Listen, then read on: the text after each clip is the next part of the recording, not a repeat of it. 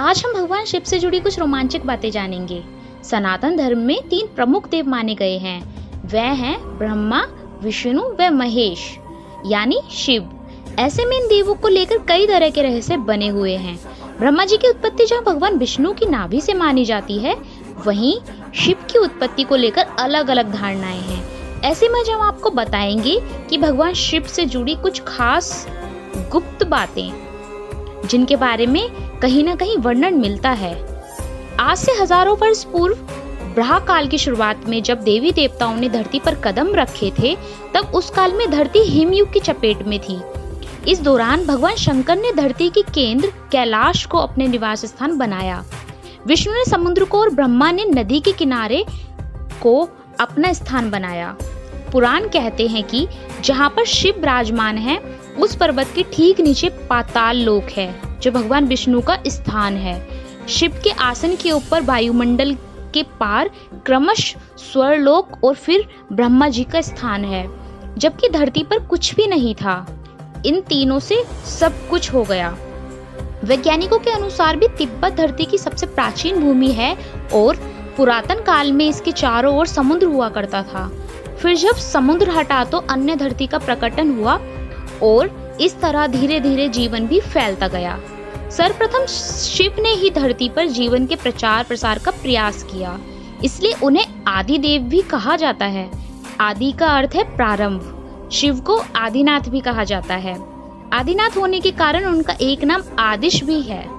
इस आदिश शब्द से ही आदेश शब्द बना है। नाथ साधु जब एक दूसरे से मिलते हैं तो कहते हैं आदेश। शिव के अलावा ब्रह्मा और विष्णु ने संपूर्ण धरती पर जीवन की उत्पत्ति और पालन का कार्य किया। सभी ने मिलकर धरती को रहने लायक बनाया और यहाँ देवता, दैत्य, दानव, गंधर्व, यक्ष और मनुष्य की आबादी को बढ़ाया। कलयुग और भगवान। ऐसी मान्यता है कि महाभारत काल तक देवता धरती पर रहते थे। महाभारत के बाद सभी अपने अपने धाम पहुंच गए। कलयुग के प्रारंभ होने के बाद देवता जब विग्रह रूप में ही रह गए, अतः उन्हें विग्रहों की पूजा की जाती है। पहले रुद्र हैं शिव। वैदिक काल के रुद्र और उनके अन्य स्वरूप तथा जीवन दर्शन को पुराणों में विस्तार मिला। वेद जिन्हें रुद्र कहते हैं, पुराण उन्हें शंकर और महेश कहते हैं। ब्रहा काल के पूर्व के कालों में भी शिव थे। उन कालों की शिव की गाथा अलग है। देव दानवों सहित सबके प्रिय महादेव। देवताओं की दैत्यों से प्रतिस्पर्धा चलती रहती थी। ऐसे में जब भी देवताओं पर घोर संकट आता था, तो वह सभी देवी देवता महादेव के पास चले जाते थे। दैत्यों, राक्षसों सही देवताओं ने भी शिव को कई बार चुनौती दी, लेकिन वह सभी परास्त होकर शिव के समक्ष झुक गए। इसलिए शिव हैं देवों के देव महादेव। वे दैत्यों, दानवों और भूतों के भी प्रिय भगवान हैं। विशालकाय मानव। नेशनल ज्योग्राफी की टीम सन 2007 में भारत और अन्य जगहों पर 20 से 22 फीट मानव के कंकाल ढूंढने निकले। भारत में मिले कंकाल को कुछ लोग भीमपुत्र घटोत्कच और कुछ लोग बकासुर का कंकाल मानते हैं। सनातन धर्म के अनुसार सतयुग में किस तरह के विशालकाय मानव हुआ करते थे, बाद में वे त्रेता युग में इनकी प्रजाति नष्ट हो गई। पुराणों के अनुसार भारत में भी दैत्य, दानव, राक्षस और असुरों की जाति का अस्तित्व था, जो इतनी ही विशालकाय हुआ करती थी। भारत में मिले इस कंकाल के साथ एक शिलालेख भी मिला है।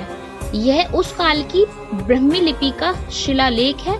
इसमें लिखा है कि ब्रह्मा ने मनुष्य में शांति स्थापित करने के लिए विशेष आकार के मनुष्य की रचना की थी।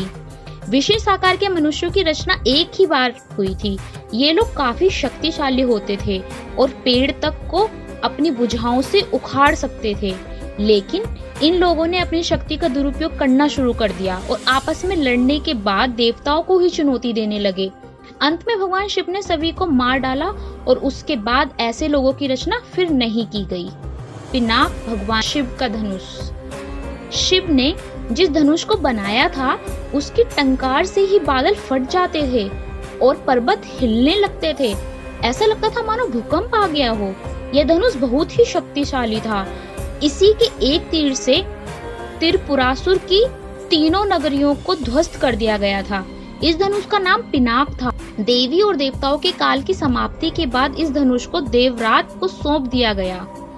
उल्लेखनीय है कि राजा दक्ष के यज्ञ में यज्ञ का भाग शिव को नहीं देने के कारण सती द्वारा यज्ञ में स्वाहा हो जाने के कारण भगवान शिव बहुत क्रोधित हो गए और उन्होंने सभी देवताओं को अपने पिनाक धनुष से नष्ट करने की ठानी। एक टंकार से धरती का वातावरण भयानक हो गया। बड़ी मुश्किल से उनका क्रोध शांत किया गया। तब उन्होंने यह धनुष देवताओं को दे दिया। इसे देवताओं ने राजा जनक के पूर्वज देवरात को दे दिया। वह राजा जनक के पूर्वजों में निमि के ज्येष्ठ पुत्र देवरात थे। शिव धनुष उन्हीं की धरोहर राजा जनक के पास सुरक्षित था। इस धनुष को भगवान शंकर ने स्वयं अपने हाथों से बनाया था। उनके इस विशालकाय धनुष को कोई भी उठाने की क्षमता नहीं रखता था, लेकिन भगवान राम ने इसे उठाकर इसकी प्रत्यंचा चढ़ाई और इसे एक झटके में तोड़ दिया। शिव का चक्र। चक्र को छोटा लेकिन शिव का सबसे अचूक अस्त्र माना जाता है। सभी देवी देवताओं के पास अपने अपने अलग अलग चक्र होते थे। उन सभी के अलग अलग नाम थे। शंकर जी के चक्र का नाम भवरेंदु, विष्णु जी के चक्र का नाम कांता चक्र और देवी का चक्र मृत्यु मंजरी के नाम से जाना जाता था। सुदर्शन चक्र का नाम भगवान कृष्ण के नाम के साथ अभिन्न रूप से जुड़ा हुआ है। यह बहुत कम ही लोग जानते हैं कि सुदर्शन चक्र का निर्माण भगवान शंकर ने किया था। प्राचीन और प्रामाणिक शास्त्रों के अनुसार इसका निर्माण भगवान शंकर ने किया था। निर्माण के बाद भगवान शिव ने इसे श्री विष्णु को सौंप दिया था। जरूरत पड़ने पर श्री विष्णु ने इसे देवी पार्वती को प्रदान किया। पार्वती ने इसे परशुराम को दे दिया और भगवान कृष्ण को यह सुदर्शन चक्र परशुराम से मिला। ऐसी ही अनेकों मनोरंजक बातें शिव भगवान से जुड़ी हैं। तो जुड़े रहिए हमारे साथ। अगली वीडियो में हम ऐसी ही और कुछ आपके साथ बातें शेयर करेंगे। वीडियो पसंद आई हो तो वीडियो को लाइक, शेयर और सब्सक्राइब कर लीजिए चैनल को जरूर, नहीं तो ना वीडियो की नोटिफिकेशन आपसे मिस हो जाएगी।